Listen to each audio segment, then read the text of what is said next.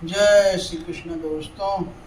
आज सभी का हमारे इस नए वीडियो पर आप सभी का स्वागत है। आज हम श्रीमद् भागवत महापुराण की कथा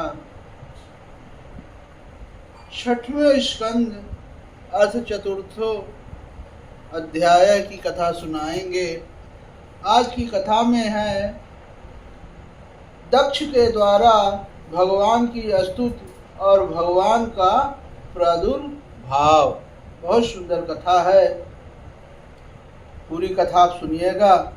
कथा के अंत तक आप बने रहिए, तभी आपको कथा का आनंद मिलेगा।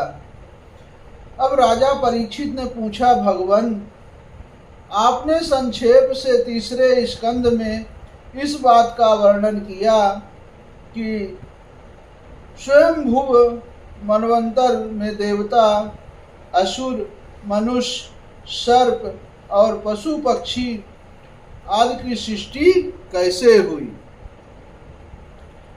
अब मैं उसी का विस्तार जानना चाहता हूँ। प्रकृति आदि कारणों के भी परम कारण भगवान अपनी जिस शक्ति से जिस प्रकार उसके बाद की सृष्टि करते हैं, उसे जानने की भी मेरी इच्छा है। सूत जी कहते हैं कि शौनकादि ऋषियों परम योगी व्यास नंदन श्री कृष्ण देव जी व्यास नंदन श्री सुखदेव जी ने राजा परीक्षित का यह सुंदर प्रश्न सुनकर उनका अभिनंदन किया और इस प्रकार कहा। तब यहाँ सुखदेव जी क्या कह रहे हैं, बहुत अच्छी बात है दोस्तों, आप कथा में बने रहिए और पूरी कथा सुनिएगा। श्री सुखदेव जी ने कहा, राजा प्राचीन वर्ही के 10 लड़के जिनका नाम प्राचेता था, जब समुद्र से बाहर निकले तब उन्होंने देखा कि हमारे पिता के निर्वृत्त परायण हो जाने से सारी पृथ्वी पेड़ों से घिर गई है। अब उन्हें वृक्षों पर बड़ा क्रोध आया। उनके तपोबल से तो मानो क्रोध की आग में आहुति ही डाल दी। बस उन्होंने वृक्षों को जला डालने के लिए अपने मुख से वायु और अग्नि की सृष्टि की। परीक्षित, जब प्रचेताओं की छोड़ी हुई अग्नि और वायु उन वृक्षों को जलाने लगी, तब वृक्षों के राजाधिराज चंद्रमा ने उनका क्रोध शांत करते हुए इस प्रकार कहा, महाभाग्यवान प्रचेताओं, ये वृक्ष बड़े दीन हैं। आप लोग इनसे द्रोह मत कीजिए, क्योंकि आप तो प्रजा के अभिवृद्धि करना चाहते हैं और सभी जानते हैं कि आप प्रजापति हैं। महात्मा प्रचेताओं, प्रजापतियों के अधिपति अविनाशी भगवान श्री हरि ने संपूर्ण वनस्पतियों और औषधियों को प्रजा के हितार्थ उनके खान पान के लिए बनाया है। संसार में पांखों से उड़ने वाले 4 प्राणियों के भोजन, फल, पुष्प आदि अचर पदार्थ हैं। पैर से चलने वालों के घास, तृणाल, बिना पैर वाले पदार्थ भोजन हैं। हाथ वालों के वृक्ष, लता आदि, बिना हाथ वाले और 2 पैर वाले मनुष्य के लिए धान, गेहूं, आज अन्य भोजन है। अब 4 पैर वाले बैल, ऊंट आदि खेती प्रवृत्ति के द्वारा अन्न की उत्पत्ति में सहायक है। निष्पाप प्रचेताओं, आपके पिता और देवाधिदेव भगवान ने आप लोगों को यह आदेश दिया है कि प्रजा की सृष्टि करो। ऐसे स्थिति में आप वृक्षों को जला डालें, यह कैसे उचित हो सकता है? आप लोग अपना क्रोध शांत करें और अपने पितामह, प्रपितामह आदि के द्वारा सेवित सत्पुरुषों के मार्ग का अनुसरण करें।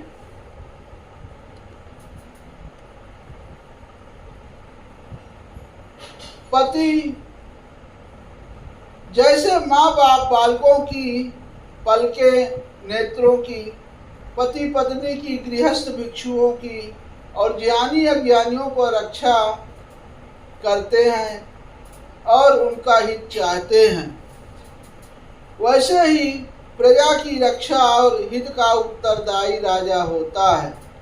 अब प्रचेताओं, समस्त प्राणियों के हृदय में सर्वशक्तिमान भगवान आत्मा के रूप में विराजमान हैं। इसीलिए आप लोग सभी को भगवान का निवास स्थान समझें। यदि आप ऐसा करेंगे तो भगवान को प्रसन्न कर लेंगे। जो पुरुष हृदय के उबलते हुए भयंकर क्रोध को आत्मविचार के द्वारा शरीर में ही शांत कर लेता है, बहुत सुंदर, अब बाहर नहीं निकलने देता, वह काल क्रम में 3 गुणों पर विजय प्राप्त कर लेता है। प्रचेताओं, इन दीनहीन वृक्षों की ओर ना जलाइए। जो कुछ बच रहे हैं उनकी रक्षा कीजिए, इससे आपका भी कल्याण होगा। इस श्रेष्ठ कन्या का पालन इन वृक्षों ने ही किया है। आप लोग पत्नी के रूप में स्वीकार कीजिए। अब परीक्षित, ऐसा भगवान श्री सुखदेव जी कह रहे हैं कि परीक्षित, वनस्पतियों के राजा चंद्रमा ने प्रचेताओं को इस प्रकार समझा बुझाकर उन्हें प्रमलोचा अप्सरा की सुंदरी कन्या दे दी और वहां से चले गए। अब देखिए, प्रचेताओं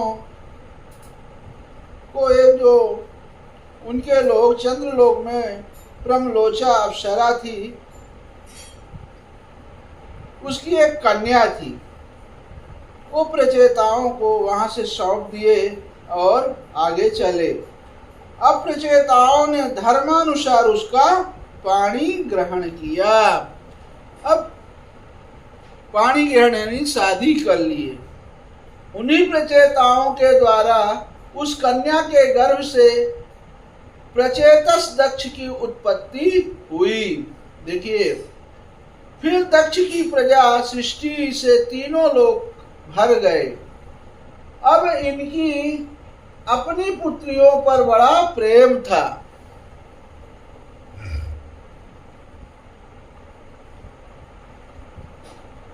इन्होंने जिस प्रकार अपने संकल्प और वीर से विविध प्राणियों की सृष्टि की, वह मैं सुनाता हूं, तुम सावधान होकर सुनो। ऐसा श्री भगवान सुखदेव जी कह रहे हैं राजा परीक्षित से। अब कहते हैं कि परीक्षित, पहले प्रजापति दक्ष ने जल, थल और आकाश में रहने वाले देवता, असुर एवं मनुष्य आदि प्रजा की सृष्टि अपने संकल्प से ही की। जब उन्होंने देखा कि वह सृष्टि बढ़ नहीं रही है, तब उन्होंने विंध्याचल के निकटवर्ती पर्वतों पर जाकर बड़ी घोर तपस्या किए। वहां एक अत्यंत श्रेष्ठ तीर्थ है उसका नाम है अघमर्षण। वह सारे पापों को धो बहाता है। प्रजापति दक्ष उस तीर्थ में त्रिकाल स्नान करते और तपस्या के द्वारा भगवान की आराधना करते। अब प्रजापति दक्ष ने इंद्रियातीत भगवान की हंस गुह्या नामक स्त्रोत से स्तुति की। उसी से भगवान उन पर प्रसन्न हुए थे। मैं तुम्हें वह स्तुति सुनाता हूं। अब दक्ष प्रजापति ने इस प्रकार स्तुति की कि भगवान, आपकी अनुभूति, आपकी चित्त शक्ति अमोघ है। आप जीव और प्रकृति से परे, उनके नियंता और उन्हें सत्ता स्फूर्ति देने वाले हैं। जिन जीवों ने त्रिगुणमय सृष्टि को ही वास्तविक सत्य समझा रखा है, वे आपके स्वरूप का साक्षात्कार नहीं कर सके हैं, क्योंकि आप तक किसी भी प्रमाण की पहुंच नहीं है।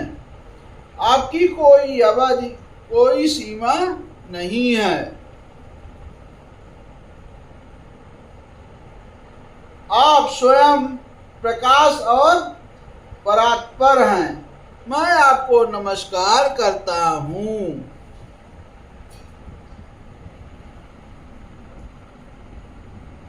ये तो जीव और ईश्वर एक दूसरे के सखा हैं तथा इसी शरीर में इकट्ठे ही निवास करते हैं, परंतु जीव सर्वशक्तिमान आपके शंख भाव को नहीं जानता। ठीक वैसे ही जैसे रूप, रस, गंध आदि विषय अपने प्रकाशित करने वाली नेत्र, घ्राण आदि इंद्रिय वृत्तियों को नहीं जानते, क्योंकि आप जीव और जगत के दृष्टा हैं, दृश्य नहीं। बहुत सुंदर। महेश्वर, मैं आपके श्री चरणों में नमस्कार करता हूं।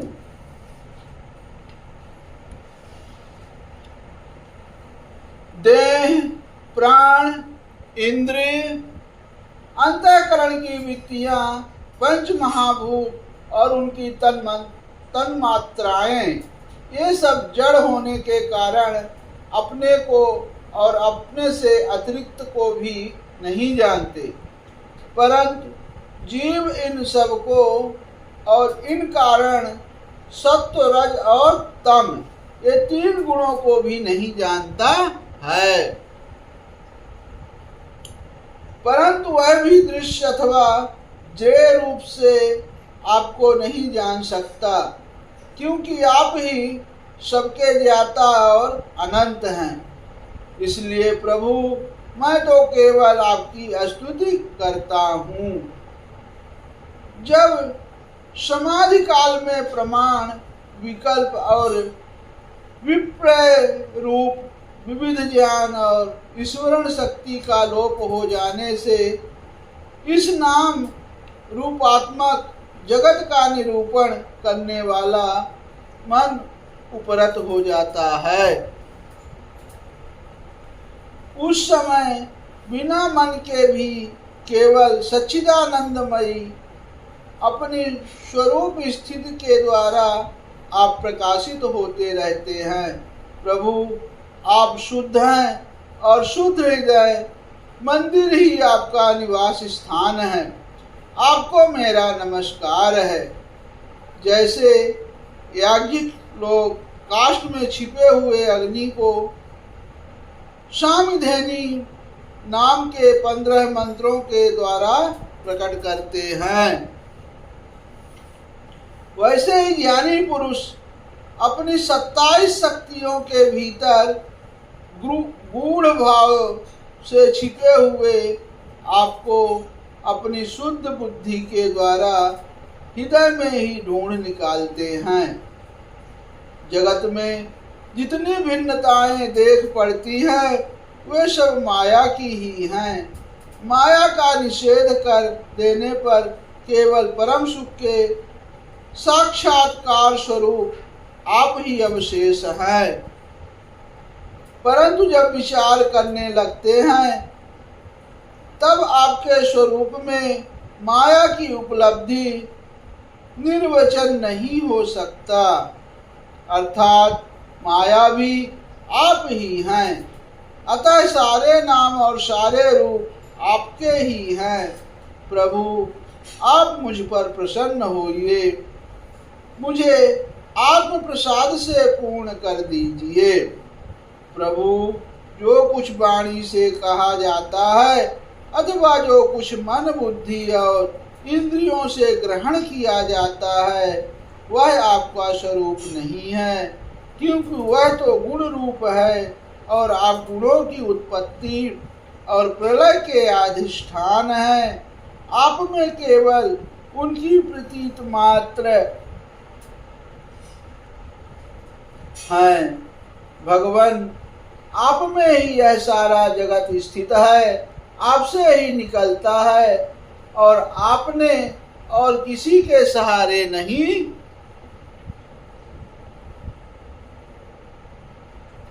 आप किसी के सहारे नहीं हैं।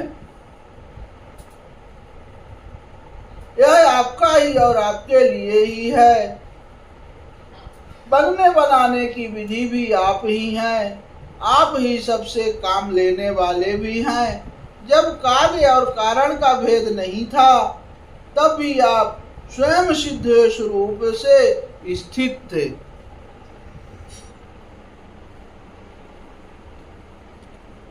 इसी से आप सबके कारण भी हैं। सच्ची बात तो यह है कि आप जीव जगत के भेद और सुगत भेद से सर्वथा रहित एक अद्वितीय हैं। आप स्वयं ब्रह्मा हैं। आप मुझ पर प्रसन्न हो। प्रभु, आपकी ही शक्तियां वादी प्रतिवादियों के विवाद और संवाद एक मत का विषय होती है और उन्हें बार बार मोह में डाल दिया करती हैं। आप अनंत अप्राकृतिक कल्याण गुणगणों से युक्त एवं स्वयं अनंत हैं। मैं आपको नमस्कार करता हूँ।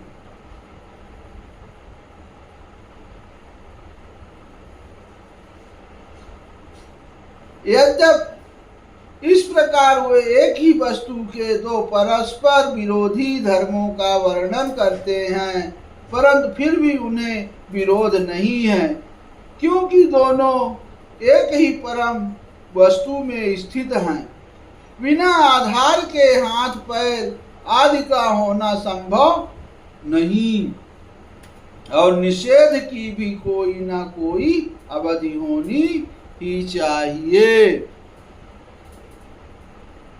आप वही आधार और निषेध की अवधि हैं, इसलिए आप साकार निराकार दोनों से ही अवरुद्ध संपर ब्रह्म हैं। प्रभु, आप अनंत हैं। आपका ना तो कोई प्राकृतिक नाम है और ना कोई प्राकृतिक रूप। फिर भी जो आपके चरण कमलों का भजन करते हैं उन पर अनुग्रह करने के लिए आप अनेक रूपों में प्रकट होकर अनेक लीलाएं करते हैं।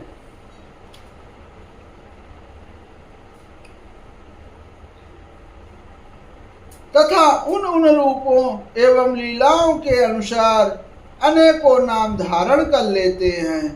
परमात्मन, आप मुझ पर कृपा प्रसाद कीजिए। अब लोगों की उपासनाएं प्रायः साधारण कोट की होती हैं, अतः आप सबके हृदय में रहकर उनकी भावना के अनुसार भिन्न भिन्न देवताओं के रूप में प्रतीत होते रहते हैं। ठीक वैसे ही जैसे हवा गंध का आश्रय लेकर सुगंधित प्रतीत होती है, परंतु वास्तव में सुगंधित नहीं होती, ऐसे सबकी भावनाओं का अनुसरण करने वाले प्रभु मेरी अभिलाषा पूर्ण करें।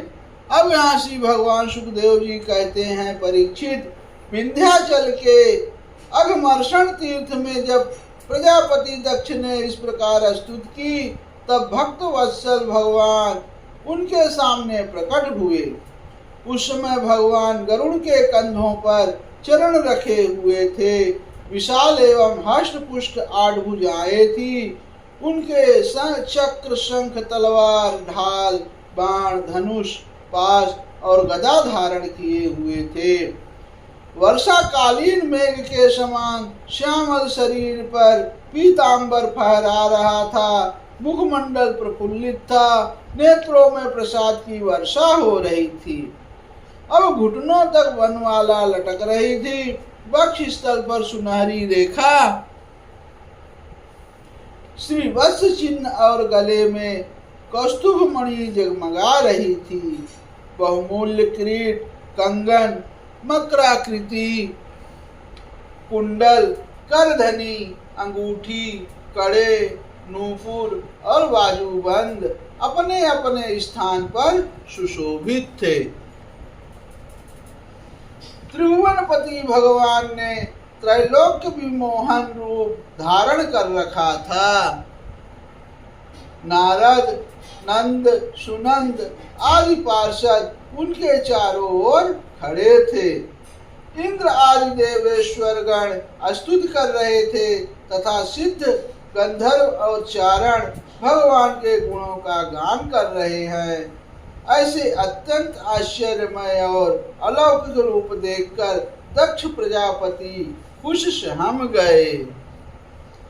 अब प्रजापति दक्ष ने आनंद से भरकर भगवान के चरणों में साष्टांग प्रणाम किया और झरने के जल से नदियां भर जाती हैं, वैसे ही परमानंद के उद्रेक से उनकी एक एक इंद्रिय भर गई और आनंद परवश हो जाने के कारण वे कुछ भी बोल ना सके। बोले लक्ष्मी नारायण भगवान की जय। दोस्तों, कथा कैसी लगी? बहुत अच्छी कथा। और अभी आगे कथा है कि परीक्षित, प्रजापति दक्ष अत्यंत नम्रता से झुककर भगवान के सामने खड़े हो गए। भगवान सबके हृदय की बात जानते ही हैं।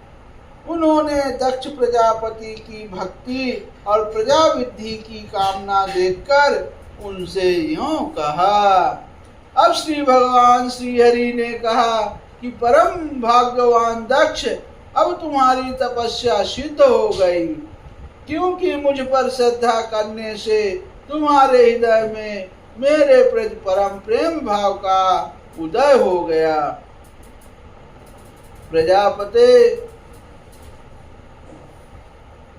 तुमने इस विश्व की वृद्धि के लिए तपस्या की है, इसीलिए मैं तुम पर प्रसन्न हूँ, क्योंकि यह मेरी ही इच्छा है कि जगत के समस्त प्राणी अभिवृद्ध और समृद्ध हों। ब्रह्मा, शंकर, तुम्हारे जैसे प्रजापति, शंभु आदि मनु तथा इंद्रादि देवेश्वर, ये सब मेरी विभूतियां हैं और सभी प्राणियों की अभिवृद्धि करने वाले हैं। ब्राह्मण, तपस्या मेरा हृदय है, विद्या शरीर है, कर्म आकृति है, यज्ञ अंग है, धर्म मन है और देवता प्राण है। जब यह सृष्टि नहीं थी तब केवल मैं ही था, और वह भी निष्क्रिय रूप में, बाहर भीतर कहीं भी और कुछ ना था। ना तो कोई दृष्टा था और ना दृश्य। मैं केवल ज्ञान स्वरूप और अव्यक्त था। ऐसा समझ लो मानो सब सुषुप्ति ही सुषुप्ति छा रही हो। प्रिय दक्ष, मैं अनंत गुणों का आधार एवं स्वयं अनंत हूँ। जब गुणमयी माया के मोक्षोभ से यह ब्रह्मांड शरीर प्रकट हुआ, तब इसमें अयोनिज आदि पुरुष ब्रह्मा उत्पन्न हुए। जब मैंने उनसे शक्ति और चेतना का संचार किया, तब देव शिरोमणि ब्रह्मा सृष्टि करने के लिए उद्यत हुए, परंतु उन्होंने अपने को सृष्टि कार्य में असमर्थ सा पाया। उस समय मैंने उन्हें आज्ञा दी कि तप करो। तब उन्होंने घोर तपस्या की। उस तपस्या के प्रभाव से पहले पहल तुम 9 प्रजापतियों की सृष्टि की। प्रिय दक्ष, देखो यह पंचजन प्रजापति की कन्या अशिकनी है। इसे तुम अपनी पत्नी के रूप में ग्रहण करो। अब तुम गृहस्थोचित स्त्री सहवास रूप धर्म को स्वीकार करो। यह अश्कनी भी उसी धर्म को स्वीकार करेगी जब तुम इसके द्वारा बहुत सी प्रजा उत्पन्न कर सकोगे। प्रजापते, अब तक तो मानसी सृष्टि होती थी, परंतु अब तुम्हारे बाद सारी प्रजा मेरी माया से स्त्री पुरुष के संयोग से ही उत्पन्न होगी तथा मेरी सेवा में तत्पर रहेगी। अब श्री सुखदेव जी कहते हैं कि विश्व के जीवन दाता भगवान श्री हरि यह कहकर दक्ष के सामने ही इस प्रकार अंतर्धान हो गए, जैसे स्वप्न में देखी हुई वस्तु स्वप्न टूटते ही लुप्त हो जाती है। बहुत सुंदर कथा दोस्तों। इस श्रीमद्भागवते महापुराणे पारमहंस्यायां संहितायां षष्ठी स्कंधे चतुर्थो अध्याय समाप्त। बोले श्री कृष्ण कन्हैया लाल की जय। बोले श्री लक्ष्मी नारायण भगवान की जय। जय श्री राधे कृष्णा दोस्तों।